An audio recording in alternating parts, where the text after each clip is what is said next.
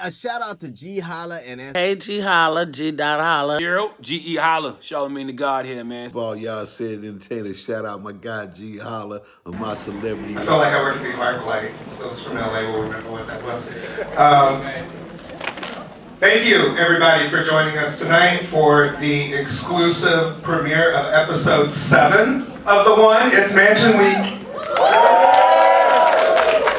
My name is Austin Biggers. I'm the head of programming and production for TV One and Clio TV. We're very, very excited that you guys have joined us tonight. How many people have seen the show already, episodes 1 through 6, or any of the episodes? All right. If you haven't seen, well, even if you have, pull out your phones real quick. Look up your cable provider, DirecTV, Comcast, Philo, Verizon, whatever it is you watch, and just go ahead and DVR The One real quick. And you'll be able to catch up on 101 through 106 before tomorrow night's episode. I know you want to binge watch 6 hours of the show tomorrow. But it really does help us with numbers, and we would like to get our numbers up so that we can bring back a second season in Atlanta, come back down here and find some more daters. So if you want us to come back, support the show, support the show. Tomorrow it airs at 9 p.m. And you can use the hashtag The One at TV One for tonight's premiere. Quick shout out to Vaughn, Alvarez, and Kelly Jamison for setting this up with us tonight. Thank you to Regal Cinemas for hosting us. It's a great location. For 6 weeks now, we've seen Brent and Ashley meet 12 suitors and pick 6 to move in the house. We're really proud of this dating show and really proud of this format. It is the only dating show on TV where the Bachelor and Bachelorette get to do their own casting and get to pick the people that they bond with, because we believe people should have a voice in who they date. Big shout out to our special guest tonight, Miss Tammy Franklin is in the house. As you guys know, she and Kirk have been married for 27 years and dropped tons of pearls throughout the show about dating advice. And of course, a shout out to Tammy's looks, because she always looks great on camera when she shows up. Yes! Oh, she's right there with the black. Real quick, Brent's in the house, I think. I saw Brent. Yeah, Brent's in the house. Ashley unfortunately couldn't make it tonight, but we are joined by our daters for Mansion Week 2. So, real quick, stand up and say hi. Melissa, Brian, Richie, Steve, Jazzy, Maika, Shubar, Adabi, Mika, Dante, Matthew, and little Ashley J.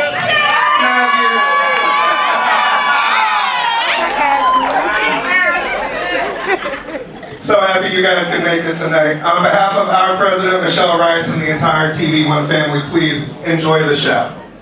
And say, okay, I'm going to pick someone based off of these 3 or 4 things, that I figured that I need, or would like to have in order to make it to the next step. I think that we all can say that we've all had a list. And there are things that you say, well, this is the top of my list, I gotta have this, gotta have that. And let's say that, attraction is the first thing that anybody first notices about someone. But I think our lists change as life changes. For instance, for a woman, she can be like, he gotta look like Chris Brown, he gotta look like Elder Ball, he gotta have natural curly hair, he gotta have, this and that. And then life experience happens. And so then you realize, well, you know what? Emotionally healthy is attractive. Mentally aware is attractive. Financially responsible is attractive. And so the list kind of changes and shifts a little bit based on life experience. And so one may say, well, you settled. No, I just realized that in my phase of life, I've matured, I've grown. Okay, Tammy, I got something for the ladies. Okay. Me too. I'm gonna receive this too. So we're in a very unique time. Yes. Some of us are just tired. I'm just tired, y'all. I don't know about anybody else. I'm just kind of tired. I'm tired with y'all. and with that said, as somebody like yourself who's been married for almost 30 years, what's one thing that you think Black women in particular need to consider in this current age of dating? And one thing from, I'll just say old school, air quotes, that they need or we should continue to have in our toolbox as we try to maneuver through and find love? Wow, that's a really, really good question. You know, with the advancement of technology, which is a good thing, but it's also not been so great. It's created a society of instant gratification, a society where you don't know what's real, what's you don't know what's what. Someone can look like they are doing very well, very wealthy, got it together, and they are hot funky mess. So there's that. The second thing is it's also made us a swipe and next culture. So we can tend to create, our thought process when it comes to relationships the same way. Almost as if you're on your phone, swipe, next. He doesn't, one of the words I hear a lot is, he doesn't suit me. This doesn't suit me. And it's like, one of the, in answer to your latter part of the question is, get in front of people and talk. It sounds real simple. But we make it so hard. Get off the phone and if you can't find someone that is willing to have real, authentic conversation, and I'm talking about talking, not texting, but talking. Texting is great. You know what you utilize texting for? A quick answer. Because all of us have said, oh, this could have been, you just could have texted me this. This didn't require a phone conversation. But getting to know someone does. Absolutely does. And so I would say, move past all the fake, and the way you do that is to meet somebody in person. Ladies, this is one thing I used to always tell my daughters. One is married and one is 26, and just got a little relationship. She's a little sad, y'all.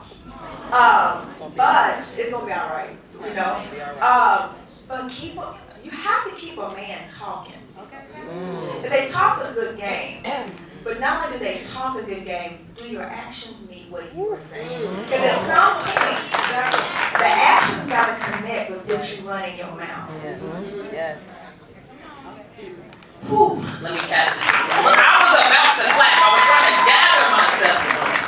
And Brent, I'm going to turn to you kind of in that same vein.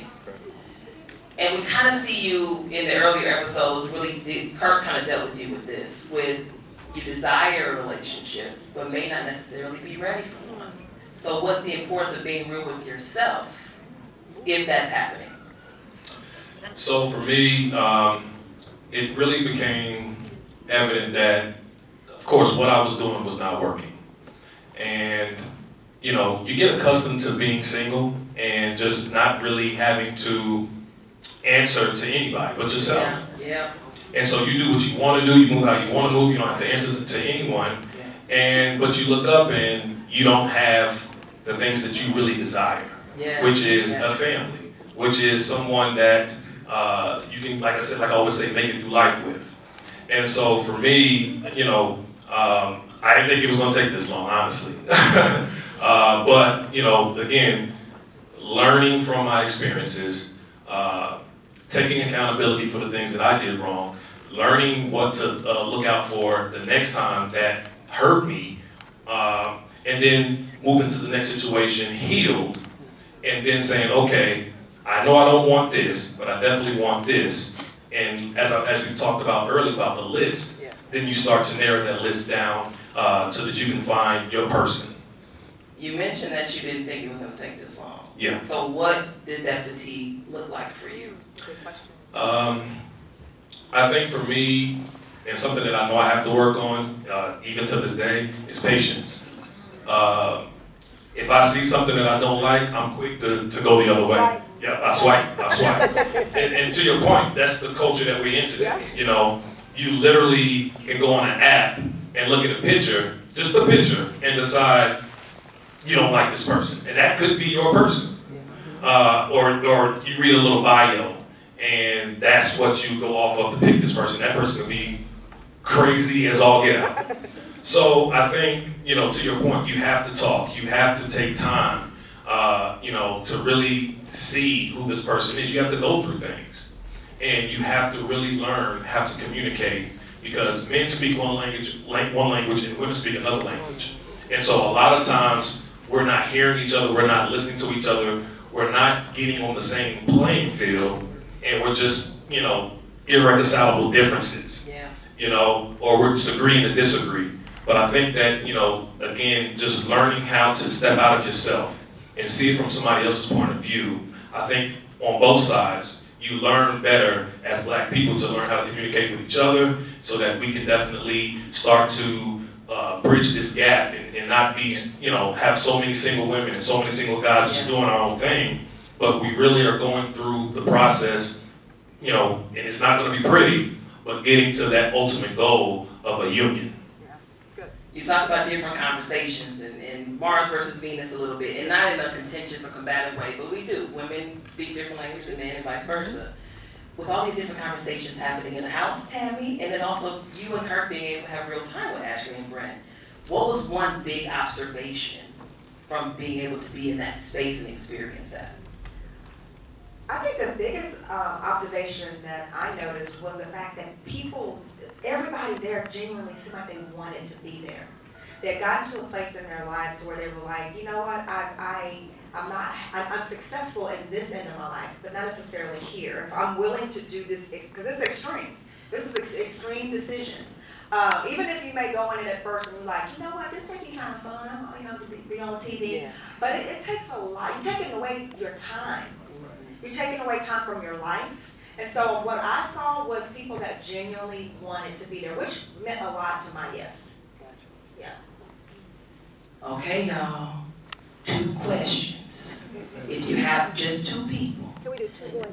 Yeah, we can. Because you're the first lady in the house, we do whatever you say. So if there are 2 gentlemen and 2 young ladies who have 1 question, not a pitch for a show, not an album out, not a book, not a speech, a question. Anybody got a question? Look, y'all ain't taking advantage of it. Who we got? Okay, gotcha. My question is directed to Brett. You kind of sound contradictory to who you are because you asked the young women all at one time, do you agree to a threesome? You don't sound like you're really ready. Are you really, really ready? Come on, man. Hold up.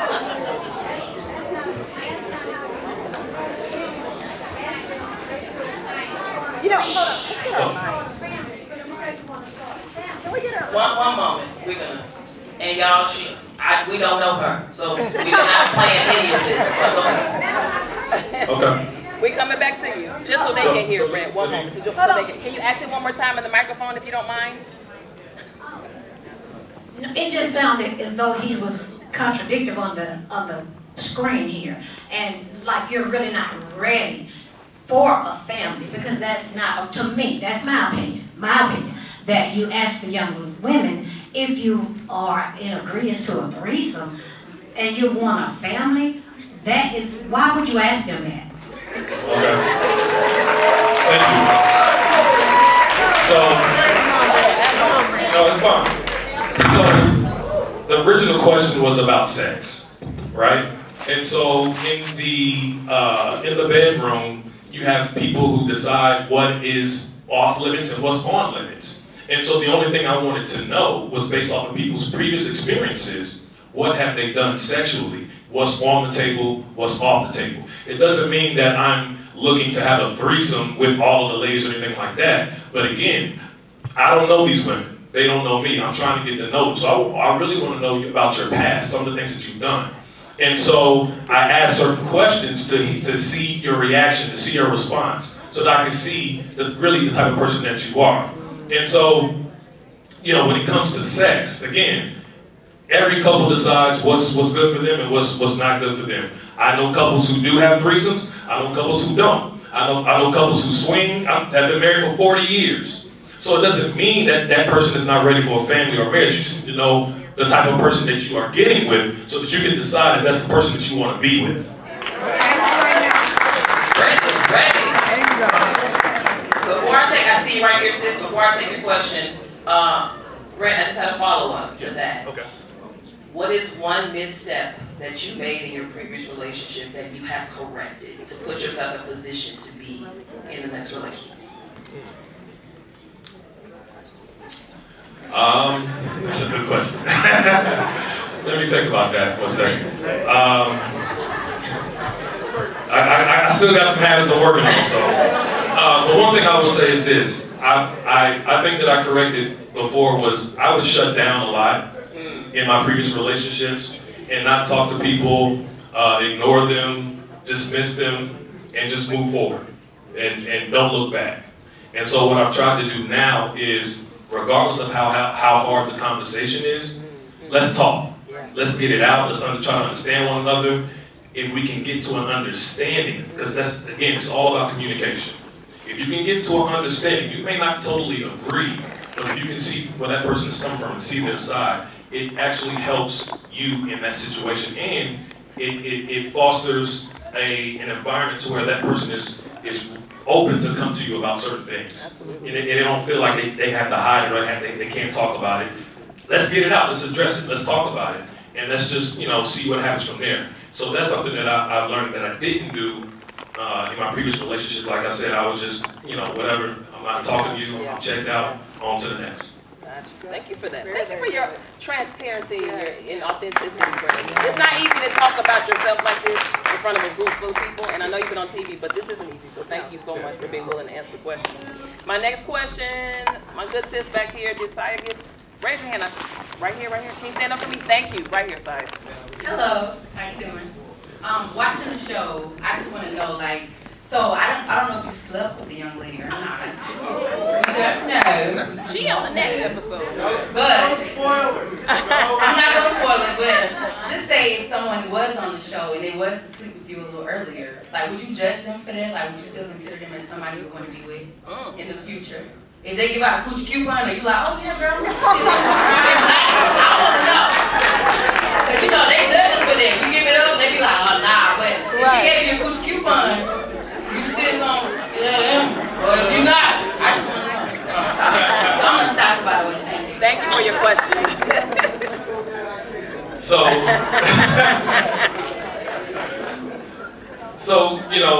in those environments, it's really tough. It's really difficult because, you're human, right?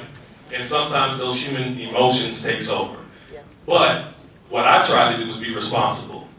And understand that I had people watching, people looking to see what I was going to do when I was alone with this person, what I was going to do when I was alone with this person. So I try to be mindful of that.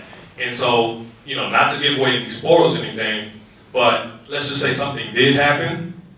Well, for me, if something did happen, I look at it as that was something between two consenting adults, and what happens between us stays between us. And if that was a real connection, then that's something that you have to pay attention to. Now, it was just, I'm just getting some because we both was hot and horny. That's a different situation. But I think men and women know, because sex is very intimate. So if you know that this exchange or this experience was different than the rest, then I have to pay attention to that and really take a deeper look at that woman in that situation. I got you here. That's the last one. Yep, we got right here. Yep, I got you. And last guy's here in the pink. This question is for